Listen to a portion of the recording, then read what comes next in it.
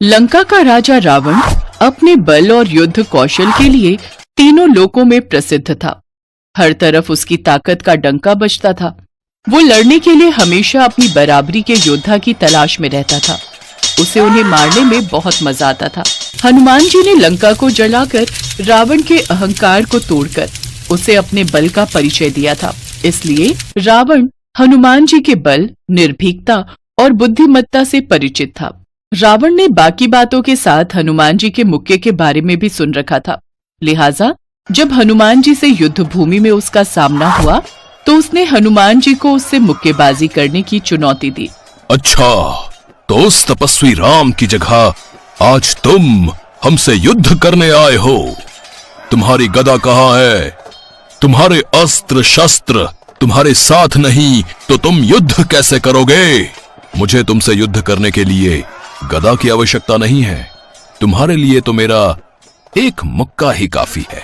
ओह, अच्छा, हाँ, मैंने सुना है तुम्हारा मुक्का बहुत ताकतवर है। फिर तो आओ, जरा एक एक मुक्के का एक छोटा सा युद्ध हो जाए। ठीक है, तो आज इस युद्ध के मैदान में मैं आपको अपने मुक्के के बल का भी परिचय दूंगा, पर पहला वार आप करेंगे। अच्छा, पर ऐसा क्यों? पहले तुम भी तो वार कर सकते हो, क्योंकि मेरा मुक्का खाने के बाद आप मुक्का मारने के लायक ही नहीं रहेंगे। फिर आपकी इच्छा कभी पूरी नहीं हो पाएगी। इतना कहकर वीर हनुमान मुस्कुराने लगे और रावण क्रोध में आ गया। साधारण वानर, तेरा इतना दुस्साहस कि तू लंकापति राजा रावण के सामने खड़ा होकर ऐसे तुच्छ शब्द बोल रहा है। लगता है तेरी आयु पूरी हो चुकी है। बच मेरे वार से। रावण ने पूरी ताकत से हनुमान जी को एक मुक्का मारा। रावण भी काफी बलशाली था। मुक्का खाकर हनुमान जी लहरा गए, लेकिन हाथों को जमीन से टिका दिया, जिससे गिर नहीं सके। रावण को आश्चर्य हुआ, क्योंकि उसका मुक्का खाने के बाद कोई जीवित ही नहीं रहता था। हनुमान जी का तो बाल भी बांका नहीं हुआ। अब बारी थी महावीर हनुमान जी की। क्रोध से भरे हुए हनुमान जी रावण पर अपने मुक्के का प्रहार करने ही वाले थे कि ब्रह्मा जी हनुमान जी के समक्ष प्रकट हुए और उन्होंने हनुमान जी का हाथ रोक दिया। हे वीर हनुमान, लंकापति रावण अहंकारवश आपको पहचान नहीं पा रहा है। अहंकारवश उसकी बुद्धि क्षीण हो गई है। रावण ये नहीं जानता कि आप साक्षात महादेव के रुद्रावतार हैं। आप में इतना बल है कि आप अपने मुक्के के एक ही वार से इसी क्षण रावण को मृत्यु दंड दे सकते हो। परंतु रावण का अंत प्रभु श्री राम के हाथों ही लिखा गया है। इसलिए आप अपने क्रोध को शांत कीजिए। हे ब्रह्मदेव, मैं रावण को मृत्यु दंड नहीं दूंगा। रावण की मृत्यु तो प्रभु श्री राम के हाथों ही होगी। मैं तो केवल रावण को थोड़ा सा सबक सिखा रहा हूं, क्योंकि धूर्त को चेतावनी देना अति आवश्यक है। रावण को समझ आ जाए कि इसने साक्षात विष्णु अवतार प्रभु श्री राम से बैर लिया है, किंतु मेरे प्रभु श्री राम की शक्ति ये नहीं जानता। इसे उनकी शक्ति का परिचय देना भी जरूरी है। क्या हुआ तुच्छ वानर? लगता है मेरे मुक्के के वार से तू उठ भी नहीं पा रहा है। और तेरी सारी शक्तियां खत्म हो चुकी हैं। जब तक मेरे प्रभु श्री राम का आशीर्वाद मेरे साथ है, मुझे कुछ नहीं हो सकता। जय श्री राम। अब मेरी बारी है, बचो मेरे मुक्के के वार से। और फिर हनुमान जी ने रावण पर एक जोरदार मुक्के का प्रहार किया, तो उनके मुक्के के एक ही वार से रावण धरती पर गिर पड़ा। ऐसा प्रतीत हो रहा था जैसे वज्र की मार से पर्वत गिरा हो, और कुछ समय के लिए रावण मूर्छित हो गया। वहां किसी में भी इतना साहस नहीं था कि कोई भी हनुमान जी के निकट भी आ सके। कुछ समय पश्चात रावण की मूर्छा भंग होने पर वह जागा और हनुमान जी के भारी बल को सराहने लगा। अहंकारी रावण किसी की भी प्रशंसा नहीं करता था, पर उसने हनुमान जी की प्रशंसा की। प्रशंसा सुनकर तो हनुमान जी को प्रसन्न होना चाहिए था, परंतु वह तो रोने लगे। अभी तो स्वयं को धिक्कार रहे थे। हे वानर, तुम तो अति बलशाली हो। तुम्हारे मुक्के की शक्ति तो मैंने देख ली। तुम्हारे मुक्के के विषय में मैंने सही सुना था। हे लंकेश, अभी तुमने मेरी पूरी शक्ति देखी कहा।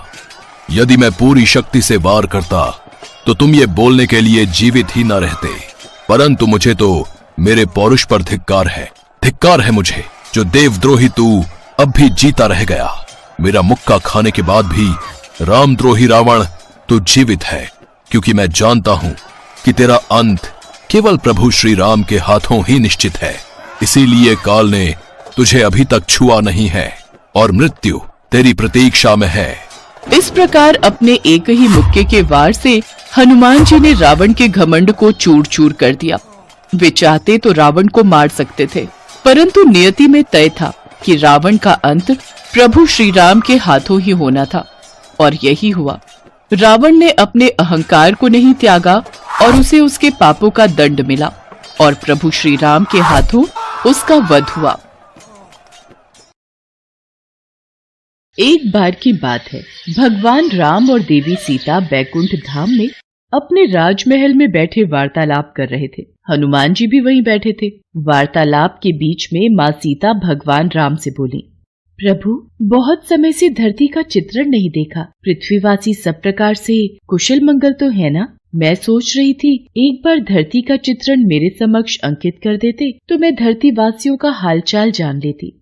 देवी सीता, आपको चिंतित होने की आवश्यकता नहीं है। मैं अभी आपको धरती का चित्र दिखाता हूँ। भगवान राम ने हवा में हाथ उठाया और धरती का चित्रण उनके समक्ष आ गया। धरती पर मनुष्य, जीव जंतु सब दिखाई देने लगे। उन्हीं के बीच हनुमान जी की नजर राम मंदिर में बैठे एक पंडित पर गई। राम सिया राम, सिया राम जय जय राम। राम सिया राम, सिया राम जय जय राम। हे प्रभु, हनुमान जयंती उत्सव आने वाला है। इस बार भक्तों का चढ़ावा आ जाए तो मुखिया जी मुझे अच्छे पैसे दे देंगे, वरना भक्तों का चढ़ावा कम आता है तो मुखिया जी भी पैसे देने में बहाना करते हैं। किस सोच में डूबे हो पंडित जी? क्या विचार किया है? हनुमान जयंती पर ऐसा क्या प्रस्तुत करोगे ताकि भक्तों की भीड़ लगी रहे? देखो पंडित जी, अब ये कथा कीर्तन सुनने कोई नहीं आता। एक दो भक्तों से कितना चढ़ावा इकट्ठा हो जाएगा ये आप भी जानते हो। और अगर इस हनुमान जयंती पर ज्यादा चढ़ावा नहीं आया तो फिर मुझे कुछ और ही सोचना होगा। वैसे भी आपकी उम्र हो चली है, अब आप राम मंदिर की जिम्मेदारी नहीं संभाल पाओगे।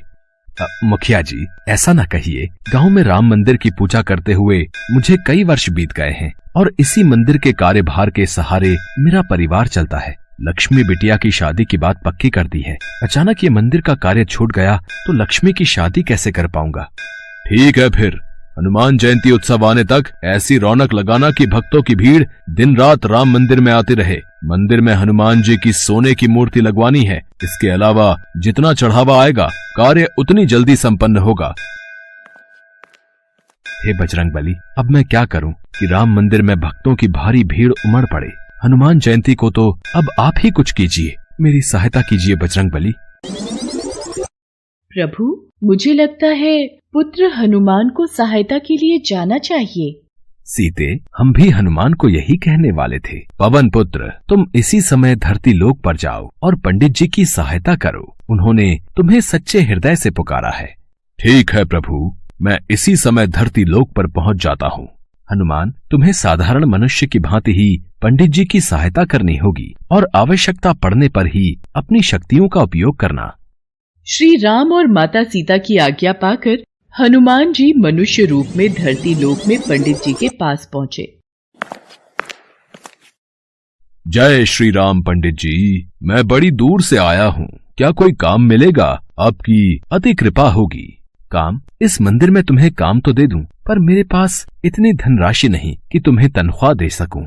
पंडित जी, काम के बदले में आप मुझे रोजाना मंदिर के चढ़ावे के फल खाने को दे दिया करना। मेरे लिए वही काफी है। इसे काम पर रख लेता हूँ। मंदिर के कार्य में मेरी सहायता करेगा तो मुझे भी सहारा मिलेगा। अब ठीक है, तुम आज से ही मंदिर की साफ सफाई और पूजा की व्यवस्था का कार्य कर दिया करना। हनुमान जी मंदिर का सारा कार्यभार संभालने लगे। पंडित जी बदले में हनुमान जी को भगवान राम के प्रसाद में चढ़े फल खाने को दे दिया करते। हनुमान जी के आ जाने से पंडित जी को भी सहारा हो गया था। एक सुबह जब पंडित जी कथा कर रहे थे, हनुमान जी अपने असली रूप में आ जाते हैं और मंदिर में भजन गाते हुए नृत्य करने लगते हैं। आते जाते भक्तों की भीड़ लगनी शुरू हो जाती है। भक्त मंदिर में चढ़ावा चढ़ाकर और आशीर्वाद लेकर हनुमान जी के भजन और कीर्तन नृत्य का आनंद ले रहे थे। ये सदानंद बजरंग बली की वेशभूषा पहनकर कितनी सुंदर झांकी प्रस्तुत कर रहा है। भक्त भी सदानंद को हनुमान जी के रूप में देखकर खुश हो रहे हैं। अब तो हनुमान जी पंडित जी के साथ मंदिर में अपने असली रूप में भजन कीर्तन करते और भक्त झांकी को देखकर खूब आनंद लेते। धीरे धीरे मंदिर में भक्तों की भीड़ लगने लगी और हनुमान जयंती उत्सव आते तक मंदिर में बहुत मात्रा में चढ़ावा आ गया। अरे वाह पंडित जी, इस बार तो कमाल हो गया। इस बार तो मंदिर में अच्छा चढ़ावा चढ़ा है। अब मंदिर की मूर्ति की स्थापना भी हो जाएगी। मुखिया जी, ये सब कार्य सदानंद के कारण परिपूर्ण हुआ। सदानंद ने हनुमान जी की वेशभूषा पहनकर मंदिर में बहुत ही सुंदर नृत्य और भजनों से भक्तों के बीच रौनक लगाई। फिर तो बहुत अच्छी बात है सदानंद, इस हनुमान जयंती पर महाकीर्तन में ऐसी ही वेशभूषा में कार्यक्रम प्रस्तुत करना। हनुमान जयंती उत्सव का दिन आ गया। हनुमान जी खूब नृत्य कर रहे थे। तभी आओ वीर सिंह, सुमित्रा, अच्छा हुआ आज तुमने वीर सिंह को भी उत्सव का न्योता दे दिया। पंडित जी, ये मेरा साला है। हनुमान जी की सोने की मूर्ति स्थापना में आज इसके भी शुभ हाथ लग जाएंगे। जीजा जी, हनुमान मूर्ति तो काफी भारी बनवाई है, बड़ी महंगी रही होगी। साले साहब, ये मूर्ति मंदिर के चढ़ावे में आए पैसों से बनी है। ये मंदिर की अमानत है, काफी पहुंचे हुए सुनार ने बनाई है। आओ स्थापना करते हैं। राम मंदिर में हनुमान जी की सोने की मूर्ति स्थापित हो जाती है और खूब धूमधाम से हनुमान जयंती का उत्सव होता है। पर अगले दिन, हे राम, हनुमान जी की मूर्ति कहाँ गई? मंदिर से मूर्ति चोरी हो गई। जीजा जी, हो ना हो, यह हनुमान जी की सोने की मूर्ति पंडित जी ने ही चुराई है और उनकी बेटी का ब्याह है और उन्हें पैसों की जरूरत है। तुम ठीक कह रहे हो वीर सिंह। पंडित जी को जब पुलिस पकड़ कर ले जाएगी तभी वो सच बोलेंगे। ऐसे उनके मुंह से सच नहीं निकलेगा। पुलिस को बुलाओ, पंडित को गिरफ्तार करेगी। इंस्पेक्टर साहब, असली चोर पंडित जी नहीं, मैंने ही मंदिर से मूर्ति चोरी की है। आप मुझे गिरफ्तार कीजिए, पंडित जी को नहीं। अरे सदानंद, तू ये क्या कह रहा है? तू ये सब क्यों कह रहा है? तू ये सब क्यों कर रहा है? इस चोर ने अपना गुनाह खुद ही कबूल कर लिया है। अरे गिरफ्तार कर लो इसे। इसे कड़ी से कड़ी सजा देना इंस्पेक्टर साहब। इसने चोरी की है, वो भी हनुमान की मूर्ति की। अच्छा हुआ चोरी का इल्जाम उस सदानंद पर आ गया। अब मैं इस मूर्ति को बेचकर ढेरों पैसा कमाऊंगा। अरे कौन है? कौन है? अरे ये कौन मुझे थप्पड़ मार रहा है? कोई सामने क्यों नहीं आता? मैं सदानंद के रूप में हनुमान हूँ जिसे तूने गिरफ्तार करवाया। पुलिस के सामने तुझे सच बोलना होगा कि असली गुनाहगार तू है। तूने मूर्ति चुराई है और तू उसे बेचने वाला है। मत मारो, मत मारो, मैं पुलिस को सब सच बता दूंगा। मेरे मन में लालच आ गया था, मुझे छोड़ दो। वीर सिंह भागता हुआ पुलिस थाने पहुंचता है। इंस्पेक्टर साहब, मुझे बचाओ। सदानंद मतलब हनुमान जी मुझे पीट रहे हैं। मैं अपना गुनाह कबूल करता हूँ। मैंने ही हनुमान जी की मूर्ति चुराई है। वो तो बात सही है, पर तेरा दिमाग खराब हो गया है के?